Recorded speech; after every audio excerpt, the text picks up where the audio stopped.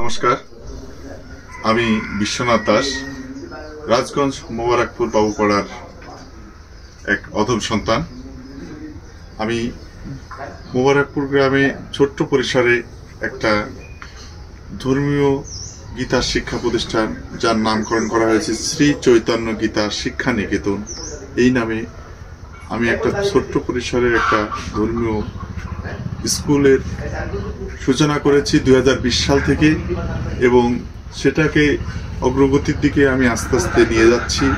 আমি চাই এই সনাতন ধর্ম সম্পর্কে আমাদের সনাতন ধর্ম অবলম্বী যারা আছি তাদের প্রত্যেকের জানা উচিত, এবং প্রত্যেকে আমরা যেন এই ধর্ম সম্পর্কে অবগত হই, এই আহ্বান রেখে আমি আমার পার্শ্ববর্তী যে সমস্ত গ্রাম আছে, মোবারকপুরের আশপাশে যে সমস্ত গ্রাম যেমন ঘোষপাড়া আছে, ঠাকুরপাড়া আছে, ঋষিপাড়া আছে, পালপাড়া আছে, ঝাপা পাটনিপাড়া আছে, মুসলিমনগর আছে, তারপর হানুয়ার কর্মকার পাড়া, হানুয়ার বণিকপাড়া, এদিকে কোমলপুর জেলেপাড়া আছে, এদিকে রামনাথপুর ঋষিপাড়া আছে, লক্ষণপুর আছে। আমি সমস্ত জায়গার লোকেদের দৃষ্টি আকর্ষণ করছি।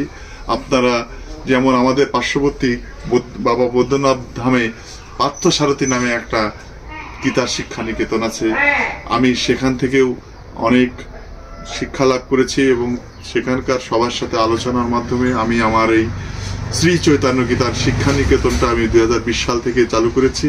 আমি চাই এই শিক্ষা প্রতিষ্ঠানকে, এই ধর্মীয় শিক্ষা প্রতিষ্ঠানটাকে আমি আরো বৃহৎ আকারে সৃষ্টি করতে চাই, এবং সনাতন ধর্ম অবলম্বী সবার দ্বারে দ্বারে আমি এই ধর্ম সম্পর্কে পৌঁছে দিতে চাই। এইটাকে সম্বল করে আমি প্রত্যেক সনাতন ধর্ম অবলম্বী ভাইদের দৃষ্টি আকর্ষণ করছি, বোনেদের দৃষ্টি আকর্ষণ করছি। আপনি আপনার সন্তানরা প্রত্যেকেই এখানে আসবেন, এবং আমার একটা পেজ আছে শ্রী চৈতন্য গীতা শিক্ষা নিকেতন, এখানে আমার নাম, মোবাইল নাম্বার দেওয়া আছে, এবং যারা এর পরিচালনায় আছে তাদেরও নাম দেওয়া আছে।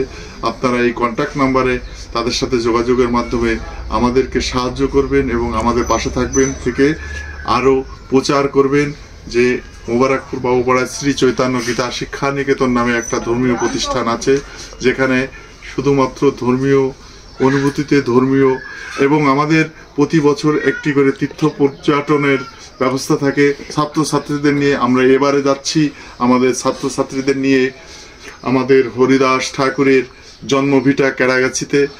গতবার গেছিলাম আমরা হরিদাসের সাধনপীঠ বেনাপোল পাটবাড়িতে। এভাবে প্রত্যেক বছর আমাদের একটা করে তীর্থ পর্যটন থাকে আমাদের ছাত্রছাত্রীদের নিয়ে। আপনারা সকলেই আমাদের পাশে থাকবেন।